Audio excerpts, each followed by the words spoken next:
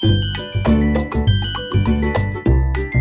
बच्चों, आप सभी का हमारे YouTube चैनल आइडियल देव क्लासेस में स्वागत है। बच्चों, आज हम इस वीडियो के माध्यम से आपको अभ्यास प्रश्न पत्र 2023-24 कक्षा 9वीं विषय गणित का सेट भी बताएंगे और इसमें आपको प्रत्येक प्रश्न को हल करके बताएंगे। आपके प्रश्न क्रमांक 1 से 23 तक जितने भी प्रश्न हैं सभी प्रश्नों को हल करके बताएंगे। एक बार आपको दिखा देते हैं, देखिए ये फट फिर उसके बाद एक एक प्रश्नों को हम आपको समझाएंगे। पूरे प्रश्नों को यहाँ पे हल लेके आए हैं और आपको ये तो इस वीडियो के माध्यम से आज जितने हो सके उतने प्रश्न बताएंगे। इसके बाद आने वाली वीडियो में बता देंगे। तो चलिए देखते हैं क्या है आपका अभ्यास प्रश्न पत्र 2023-24 कक्षा 9वीं विषय गणित सेट बी। और जो आपका इस पेपर को हल करने का समय है वह समय कितना है, 3 घंटे में आपको इस प्रश्न पत्र को हल करके लेके जाना है। कहाँ जाना है? स्कूल में। आपको ये प्रैक्टिस सेट है, ये आपके मेन एग्जाम में आएंगे। जरूरी नहीं है कि यहीं से प्रश्न आए या यही प्रश्न आए, लेकिन अधिकतर प्रश्न आपको इसी सेटों से पूछे जाएंगे। इसलिए आपको जितने भी सेट मिले उन सेटों की तैयारी कर लीजिए। अब चलिए देखते हैं कक्षा 9वीं गणित सेट बी। और पूर्णांक कितना है यहाँ पे? आपको 75 अंक हैं। पूर्णांक कितने हैं? 75। और यहाँ पे निर्देश दिए हैं, सभी प्रश्न हल करना अनिवार्य है, तो आप निर्देशों को पढ़ लीजिए।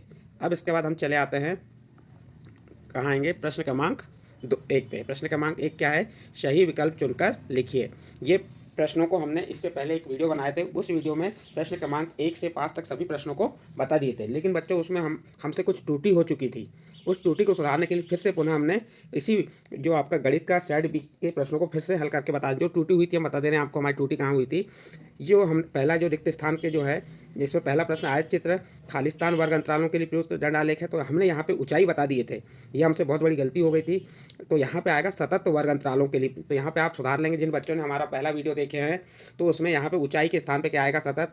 और इसके बाद हमने यहाँ पे भी हमसे गलती हुई थी प्रश्न नंबर 5 पे, समचतुर्भुज के विकर्ण परस्पर बराबर पर समद्विभाजित करते हैं। तो हमने बराबर बता दिए थे, लेकिन वहाँ बराबर नहीं आएगा, क्या आता है? समकोण पर समद्विभाजित करते हैं।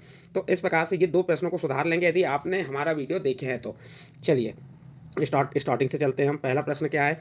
सही विकल्प चुनकर लिखिए। निम्न में से परिमेय संख्या है, तो इसका बी नंबर का ऑप्शन सही होगा। ये क्या है? परिमेय संख्या। बाकी जितनी भी हैं ए सी और यहाँ पे डी लिख देंगे, आप सी लिखा हुआ है, ए सी डी, ये सभी क्या है? आपकी अपरिमेय संख्याएं। ये परिमेय संख्या क्यों है? क्योंकि 144 का वर्गमूल कितना होता है? 12 होता है, इसलिए 12 क्या है? एक परिमेय संख्या। फिर यहाँ पे 10 की घात 1/3 की घात 3 है। तो देखो, जब घात का घात में गुणा हो, जब घात की घात होती है तो उसका घातों का क्या हो जाता है? गुणा होता है। 3 से 3 कट गया, तो 10 की घात क्या बचेगी? 1। 10 की घात 1 है, 10 का मान क्या आ जाएगा? 10 आ जाएगा। तो इसका बी नंबर का ऑप्शन सही होगा। उसके बाद देखिए यहाँ तीसरा प्रश्न, निम्नलिखित में कौन सा बहुपद नहीं है? तो यहाँ पे जो बी नंबर का ऑप्शन है ये बहुपद नहीं है, क्योंकि 2/x, यहाँ पे x की घात जो है कैसी है? ऋणात्मक घात है, और बहुपद की ऋणात्मक घातें नहीं होती। इसके बाद नेक्स्ट प्रश्न है, ए धन बी धन सी बराबर 0 है, तो ए घन धन बी घन धन सी घन बराबर होगा। तो इसका सही आंसर आ जाएगा सी नंबर 3 ए बी सी। इसके बाद कर्णी 3 का दशमलव प्रसार है, तो इसका सही आंसर आ जाएगा डी नंबर अशांत अनावर्ती। कर्णी 3 का दशमलव प्रसार कैसा है? अशांत और अनावर्ती। इसके बाद समीकरण 5y ऋण 2x बराबर 3 का क्या है? यहाँ पे एक अद्वितीय हल है। ये थोड़ा कंफ्यूज में, फिर भी हम आपको जहाँ तक है हमारा, क्योंकि इसको कंफ्यूज लग रहा है हमें, इसका सही आंसर आ जाएगा एक अद्वितीय हल। इसके बाद नेक्स्ट प्रश्न आता है आपका रिक्त स्थानों की पूर्ति। आपको पहले ही बता दिए हैं कि बच्चों हमने इसके पहले जो गणित कक्षा 9वीं का सेट बी में हमने इसके पहले का जो वीडियो डाले थे, उस वीडियो में ये जो पहला प्रश्न है इसका उत्तर गलत बता दिए थे। उसी गलती को सुधारने के लिए पुनः हमने ये वीडियो बनाया है। देखिए यहाँ पे आयत चित्र खालिस्तान वर्ग अंतरालों के लिए प्रयुक्त दंड आलेख है, तो आप बता देंगे सतत। y बराबर 1 का आलेख है, तो x अक्ष के समानांतर एक सरल रेखा होता है। ठीक है, वे रेखाएं जो एक ही रेखा के समानांतर होती है परस्पर समानांतर होती हैं। फिर एक समबाहु त्रिभुज का प्रत्येक कोण 60 अंश होता है। समचतुर्भुज के विकर्ण परस्पर समकोण पर समद्विभाजित करते हैं। 2 कोण जिनका योग 90 अंश होता है वो न्यून कोण कहलाता है। तो इस प्रकार से ये आपका रिक्त स्थान कंप्लीट हो गया। फिर आपका सत्य असत्य में x बराबर 0 y अक्ष का समीकरण है सत्य। बारंबारता बहुभुज समान प्रकृति के दो एक समान आंकड़ों की तुलना करने में अधिक उपयोगी आलेख है, तो ये कथन भी आपका सत्य होगा। जहाँ क्योंकि वैसे भी कन्फ्यूजन में है, लेकिन मेरा मानना जहाँ तक है कि ये कथन सत्य आएगा। फिर अगला है, किसी त्रिभुज में अधिकतम एक ही समकोण होता है, सत्य। मूल बिंदु के निर्देशांक 1 1 होते हैं, असत्य। मूल बिंदु के निर्देशांक 0 0 होते हैं। केंद्र को वृत्त पर किसी बिंदु से मिलाने वाला रेखाखंड वृत्त की त्रिज्या होती है, बिल्कुल सत्य। ऋजु कोण की माप 360 अंश होती है, असत्य, क्योंकि ऋजु कोण की माप कितनी होती है? 180 अंश। आपका प्रश्न नंबर 3 कंप्लीट। इसके बाद प्रश्न नंबर 4 का उत्तर देखिए, समचतुर्भुज है सम चतुर्भुज है एक चतुर्भुज है, तो इसका F नंबर का ऑप्शन आ जाएगा। फिर दूसरा प्रश्न, समीकरण 2x ऋण y बराबर 7 का एक हल है, तो इसमें आ जाएगा आपका ए नंबर का 3 ऋण 1, क्योंकि आप 3 और ऋण 1 को x और y के स्थान पर रख लीजिए। कोई x का मान 3 रखे 3 दूनी 6, y का मान ऋण 1 रखे तो ऋण का ऋण में गुणा की धन 1 हो गया, और 6 में 1 जोड़े तो 7, 7 बराबर 7 यानी का एक हल है, तो इसका ए नंबर का ऑप्शन आएगा। ऊपरी सीमा धन निम्न सीमा, ऊपरी सीमा धन निम्न सीमा भागित 2, तो इसका बी नंबर का ऑप्शन सही हो जाएगा। वर्ग चिन्ह ठोस आकृति का उदाहरण है, तो इसका ई नंबर का ऑप्शन सही होगा। बेलन ए भुजा वाले समबाहु त्रिभुज का क्षेत्रफल, तो क्षेत्रफल का सूत्र क्या होता है, कर्णी 3/4 एका वर्ग, यानी डी नंबर का ऑप्शन इसका सही होगा। द्वितीय चतुर्थांश पर स्थित बिंदु हैं, तो द्वितीय चतुर्थांश में ऋण 3 और 1 यानी ए नंबर का ऑप्शन इसका सही होगा। तो इसके आंसर उसी के सामने लिख के आपको बता दिए। इसके बाद आपका एक वाक्य या शब्द में उत्तर लिखिए। बहुपद 2x धन 4 का शून्यक क्या है, धन 4 का पक्षांतर की तो ऋण 4 हो गया, और 2 का भाग दिए तो ऋण 2। हमने इसके पहले की वीडियो में इन प्रश्नों को हल करके समझाए हैं, आप उसमें भी देख सकते हैं। बस 2 प्रश्नों को आप सुधार कर लीजिएगा। इसके बाद देखिए 2x बराबर y को ax धन by धन c के रूप में कैसे लिखेंगे, ऐसे लिखेंगे 2x ऋण y धन 0 बराबर 0, ये ax धन by धन c के रूप में लिखेंगे। फिर बिंदु ऋण 4 3 किस चतुर्थांश में स्थित है आप बता देंगे, द्वितीय चतुर्थांश में, इनको हमने चतुर्थांश बना के वहाँ बताए थे। इसके बाद बिंदु 2 3 की x अक्ष की दूरी क्या होगी, तो 3 होगी, और पांचवें प्रश्न का उत्तर 180 अंश होगा, और 3 असममित बिंदु से होकर अधिकतम कितने व्यक्त खींचे जा सकते हैं, 1। तो इस प्रकार से आपके ये पांचों प्रश्न कंप्लीट हुए। इन प्रश्नों को डिटेल हमने इसके पहले जो वीडियो डाले हैं उसमें पूरा डिटेल आपको बताए हैं। अब चलिए आते हैं यहाँ पे, ये प्रश्न नंबर 6, इसे भी उस वीडियो में समझाए हैं। क्या कहा है, कोष्टक के अंदर दिया है कर्णी 5 धन कर्णी 2 पूरे का वर्ग को सरल कीजिए। तो कैसे सरल करना है देख लीजिए यहाँ पे, जी आप इसमें सूत्र विधि का उपयोग कर लेंगे। सूत्र कौन सा, a धन b का वर्ग बराबर a का वर्ग धन 2ab धन b का वर्ग। तो यहाँ a का मान कर्णी 5 हो गया, तो कर्णी 5 का वर्ग 2, a का मान कर्णी 5, b का मान कर्णी 2 धन, और फिर b का मान 2 का कर्णी 2 का वर्ग, ये लिख दिया आपने, ये हो गया। अब कर्णी 5 का वर्ग क्या होता है, जब कर्णी कोई भी संख्या कर्णी के अंदर है और उसका वर्ग निकालना है तो वह संख्या जैसी की वैसी आ जाएगी। कर्णी 5 का वर्ग 5, 2 और कर्णी 5 है, कर्णी 5 में गुणा की तो 5 दूनी 10, 2 कर्णी 10। ये आपको सूत्र हमने यहाँ लिख के बता दिए हैं, ये सूत्र है, लेकिन आपको हल ये सूत्र का उपयोग किए। ये 2 कर्णी 10 आ गया, फिर ये धन का चिन्ह आ जाएगा, कर्णी 2 का वर्ग 2, 5 में 2 जोड़े तो 7, 2 कर्णी 10, ये क्या आ गया, आपका आंसर आ गया। इस प्रकार से बच्चों आपका प्रश्न नंबर 6 कंप्लीट हुआ। उसके 8वें का प्रश्न देखिए, क्या कह रहा है, 1/कर्णी 7 ऋण कर्णी 6 में हर का परिमीकरण कीजिए। आपको हर का परिमीकरण करना है तो कैसे करेंगे, देखिए पहले एक सवाल लिख लीजिए, फिर 1/कर्णी 7 ऋण कर्णी 6। अब इसके अंश और हर में जो कर्णी 7 ऋण कर्णी 6, तो ऋण चिन्ह का बदल जाएगा धन में, कर्णी 7 धन कर्णी 6 भागित कर्णी 7 धन कर्णी 6। यहाँ क्या कर दिया हमने, हर का परिमीकरण किए। अब 1 का गुणा जब हम कर्णी 7 धन कर्णी 6 से करेंगे तो क्या आएगा, कर्णी 7 धन कर्णी 6, और नीचे आपका एक बार ये ऋण में और एक बार वही संख्या, देखो ये संख्या ऋण में है और वही संख्या धन में है, तो यहाँ सूत्र लग जाएगा a ऋण b, एक कोष्टक में, दूसरे कोष्टक में a धन b बराबर क्या होता है, a का वर्ग ऋण b का वर्ग। तो ये a का मान हो गया, ये b का मान है, कर्णी 7 का वर्ग ऋण कर्णी 6 का वर्ग। कर्णी 7 धन कर्णी 6 जैसा का वैसा, कर्णी 7 का वर्ग क्या आ जाएगा 7, और ऋण कर्णी 6 का वर्ग क्या आ जाएगा 6।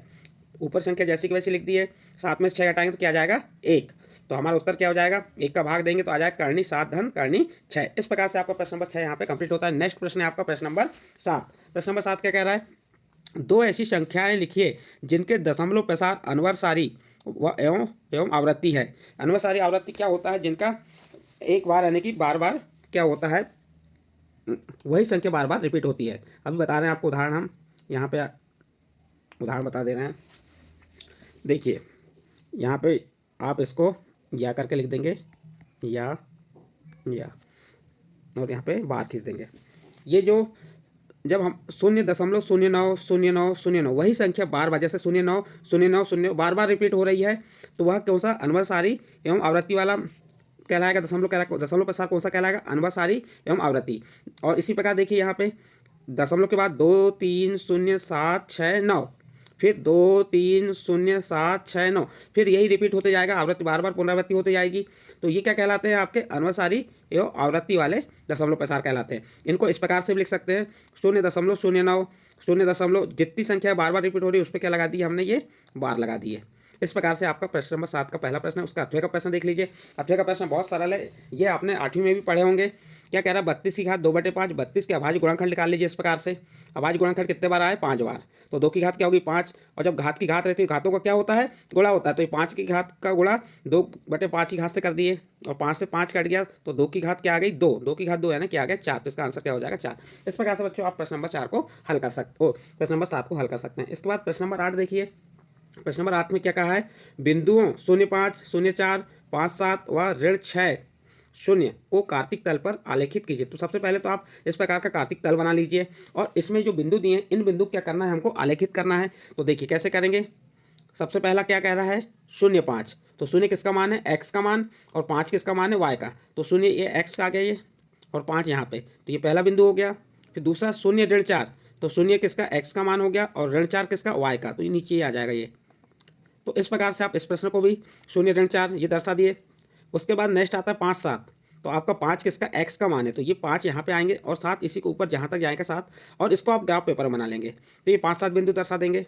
इसी प्रकार ऋण 6 शून्य, तो ऋण 6 x में आ गए, और 0 y का यहीं पे आ जाएगा। तो इस प्रकार से बच्चों आपका जो क्या कहा था इसमें उसने, बिंदु 0,5, 0,4, 5,7 व ऋण 6 को कार्तिक तल, ये हमारा जो तल होता है ये कौन सा तल कहलाता है, कार्तिक तल कहलाता है। इसमें ये वाला जो है एक्स अक्ष है, और ये वाई अक्ष, जो एक्स अक्ष को हम क्षैतिज रेखा भी कहते हैं, और वाई अक्ष को ऊर्ध्वाधर रेखा कहते हैं। जिसमें ये वाला आपका क्या कहलाता है, प्रथम चतुर्थांश कहलाता है, ये वाला भाग प्रथम चतुर्थांश, फिर ये वाला भाग आपका द्वितीय चतुर्थांश, ये भाग तृतीय चतुर्थांश, और ये चतुर्थ। प्रथम चतुर्थांश में धन धन वाली संख्या आती है, द्वितीय चतुर्थांश में ऋण धन वाली संख्या आती है, तृतीय में ऋण ऋण वाली, और चतुर्थ में धन ऋण वाली। तो इस प्रकार चतुर्थांश में भी आपके कुछ प्रश्न चतुर्थांश संबंधित प्रश्न पूछे हैं, आप चतुर्थांश की तैयारी अच्छे से कर लीजिएगा।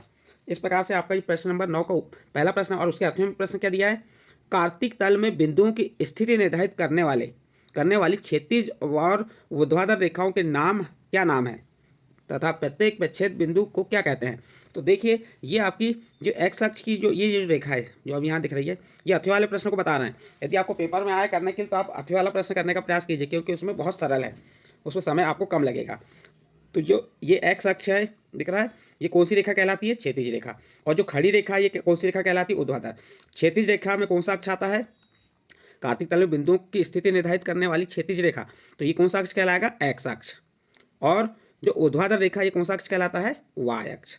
और प्रच्छेद बिंदु कौन सा होता है, मूल बिंदु। यहाँ पे जो प्रच्छेद करते हैं मूल बिंदु जो शून्य शून्य होते हैं वो मूल बिंदु होते हैं। इस प्रकार से आपका प्रश्न नंबर 9 कंप्लीट हुआ।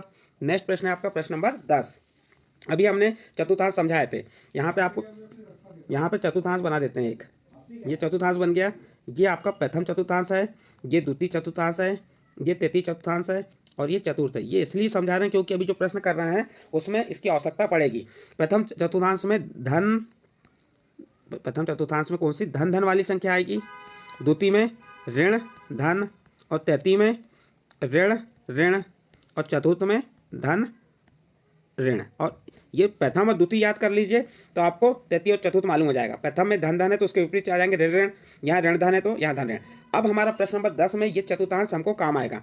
ये कौन सा अक्ष है हमारा, एक्स अक्ष है, और ये वाला कौन सा अक्ष है, वाई अक्ष है, जिसे हमको क्षैतिज रेखा कहते हैं और इसको ऊर्ध्वाधर रेखा कहते हैं। चलिए बिंदुओं ऋण 1 3 2 3 4 ऋण 5 ऋण 3 ऋण 4 की स्थिति किन चतुर्थांश में है। अब यहाँ से आप देख के बता देंगे, ऋण 1 3 यानी यहाँ पे ऋण और 3 आ रहा है तो कौन सा चतुर्थांश है, ये पहले ऋण चिन्ह आया फिर धन का चिन्ह, धन वाली संख्या आ रही है। देखो ये पहली ऋण वाली संख्या फिर धन वाली है, तो कौन सा चतुर्थांश होगा, द्वितीय चतुर्थांश। फिर ये 2 3 में धन धन के चिन्ह है तो प्रथम चतुर्थांश। 4 ऋण 5 यानी कि इसमें क्या आ रहा है आपका, पहले धन और फिर ऋण, तो ये चतुर्थांश।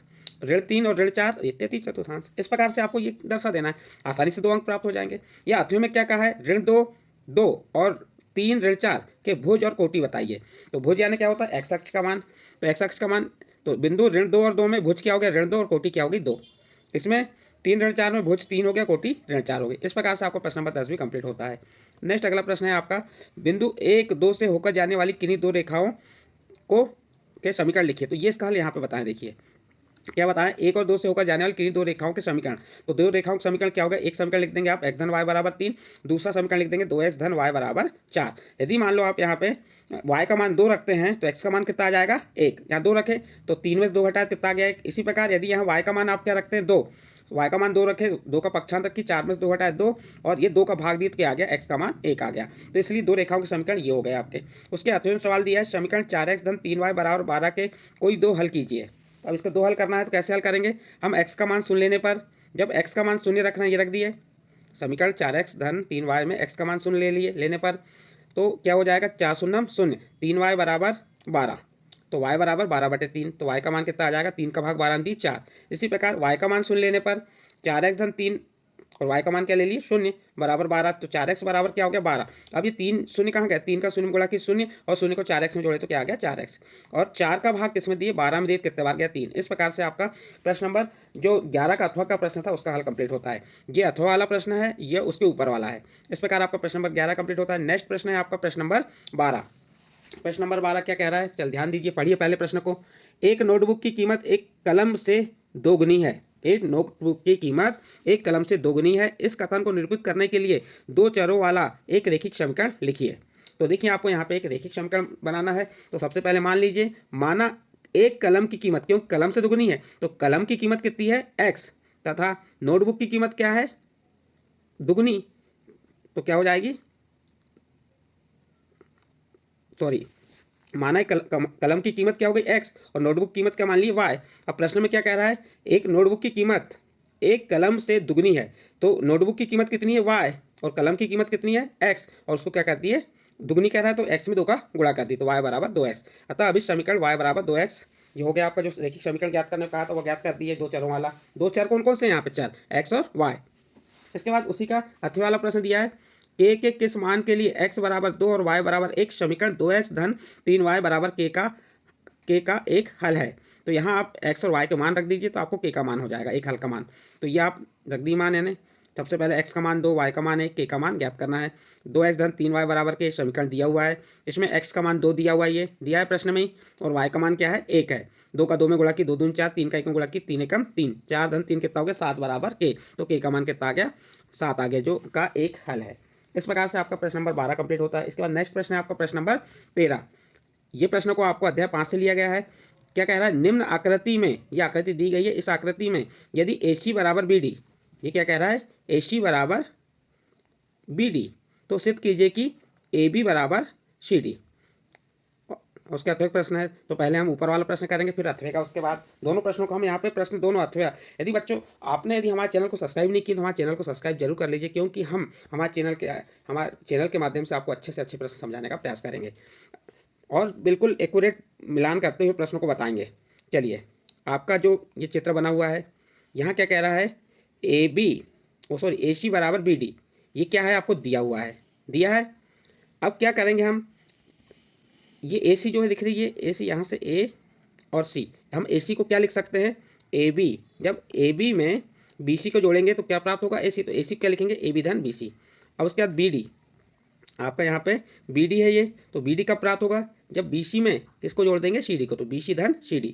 और यूक्लिड अभिकरणी के अनुसार क्या कह रहा है, इसमें से आप BC को दोनों पक्षों में घटा दीजिए, तो ये BC से BC कैंसिल हो जाएगा, यहाँ पे ये BC से ये BC कैंसिल हो जाएगा।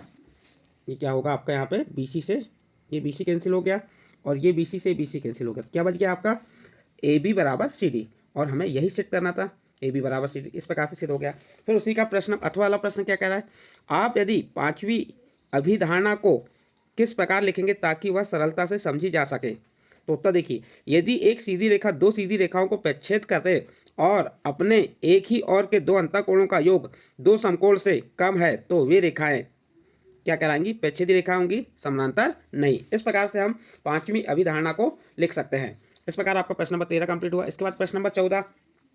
प्रश्न नंबर 14 में क्या दिया है, एक चित्र बना हुआ है, ये आकृति बनी हुई है, इस आकृति को देखना है। उपरोक्त आकृति में x और y, ये x है और ये y का मान ज्ञात करना है। तो कैसे ज्ञात करना है, तो आप क्या करेंगे, चित्रानुसार, जो चित्र में दिया है इसके अनुसार x धन 50, ये x में 50 को जोड़े बराबर क्या लिखे 180। क्यों, क्योंकि ये कोणों का रेखीय युग्म है। यहाँ पे जो कोण बन रहा है, ये जो यहाँ पे कोण बन रहा है, ये कोण कितने अंश का होता है 180 अंश का होता है। तो इन दोनों कोणों का योग, रेखीय युग्म के कोणों का योग कितना होता है 180 अंश। तो यहाँ पे कौन सा कोण बनता है, रेखीय युग्म का कोण बनता है। तो x धन 50 बराबर 180। फिर ये x को जैसा का वैसा धन 50 का पक्षांतर किए तो ऋण 50, 180 ऋण 50, और 180 में से 50 हटा तो कितना आ गया 130, यानी इस x का मान कितना आ गया 130 आ गया। तो हम x का मान तो हमें मालूम हो गया, x का मान 130, समीकरण नंबर 1 दे देंगे इसे। इसके बाद y का मान क्या आएगा, तो ये 100, देखो यहाँ पे ये कितने अंश का कोण है, ये वाला 130 अंश का, और इसके शीर्षामुख कोण कौन सा है, y। और शीर्षामुख कोण कैसे होते हैं, बराबर। जब ये 130 अंश का है तो y का मान भी कितना आ जाएगा, 130 अंश, शीर्षामुख कोण। समीकरण 1 एवं 2 से x का मान 130 और y का मान भी 130। इस प्रकार से आप प्रश्न नंबर 14 को हल करेंगे। और उसके अथवे का प्रश्न क्या कह रहा है, प्रतिवर्ती कोण को परिभाषित कीजिए। प्रतिवर्ती कोण क्या है, तो देखिए बच्चों, आपको यहाँ पे यदि प्रतिवर्ती कोण बनता है तो आप प्रतिवर्ती कोण को ही हल करना है। इसको आपके अंक कटने की संभावना ज़्यादा रहेगी, क्योंकि इसकी परिभाषा लिखना है आपको। जिस कोण की माप 180 से अधिक, जिस कोण की माप 180 से अधिक एवं 360 से कम हो, कौन सा कोण कहलाता है, प्रतिवर्ती कोण कहलाता है। अर्थात जिसका मान 180 से लेकर 360 के बीच होता है, जिस कोण का माप 180 से लेकर 360 के बीच होता है, उससे प्रतिवर्ती कोण कहलाता है। इस प्रकार से आप प्रश्न नंबर 14 कंप्लीट करेंगे। इसके बाद नेक्स्ट प्रश्न है आपका प्रश्न नंबर 15। क्या कह रहा है, यदि त्रिभुज एबीसी एक समद्विबाहु त्रिभुज है, ये त्रिभुज एबीसी, AB बराबर AC, तो दर्शाइए कि कोण A बराबर कोण C। देखिए बच्चों, इसमें सबसे पहले आपको क्या करना पड़ेगा, एक त्रिभुज बना दीजिए। ये ABC हमने एक त्रिभुज बना दिए।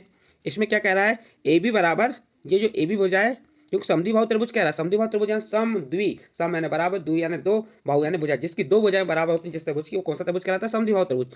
तो इसकी ये वाली भुजा, देखो ये AB बराबर AC हमको दिया हुआ है, और हमें ये बताना है कि ये कोण B कोण C के बराबर होता है। यहाँ पे एक चीज़ दिया नहीं है, यहाँ पे ये भी बताना था कि AP लंब BC, तो एक लंब डाल देंगे आप, AP लंब BC, तभी से कर पाएंगे। देखिए समद्विबाहु त्रिभुज हमारा कौन सा, ABC लिख दिए। यहाँ पे क्या लिख देंगे, समद्विबाहु त्रिभुज ABC। AB बराबर AC, ये AB बराबर AC आपको प्रश्न में दिया हुआ है, AB बराबर AC आपके प्रश्न में ही दिया हुआ है। कहाँ पे दिया हुआ है देख सकते हैं आप, ये दिया है, ये दिया हुआ है, तो यहाँ लिख दिया हमने AB बराबर AC दिया है। और ये हमने क्या किया, A से P पे क्या खींचा, लंब खींचा, तो AB लंब BC, ओ सॉरी यहाँ पे AP है, यहाँ पे क्या आ जाएगा, AP लंब किस पे, BC पे। अब त्रिभुज कौन से ले लेंगे, दो त्रिभुज बन गए हमारे, एक बन गया APB ये वाला त्रिभुज, और एक APC, ये दोनों कैसे त्रिभुज हैं, समकोण त्रिभुज हैं। AB बराबर AC दिया है, AP बराबर AP उभयनिष्ठ भुजा है, इसलिए त्रिभुज APB सर्वांग सम होगा किसके, त्रिभुज APC के। ये सर्वांग सम किससे, RH समकोण प्रमेय जो होती है उससे। तो इसलिए जो हमारा कोण B कोण C के बराबर होगा। इस प्रकार से आप इसे हल कर लेंगे।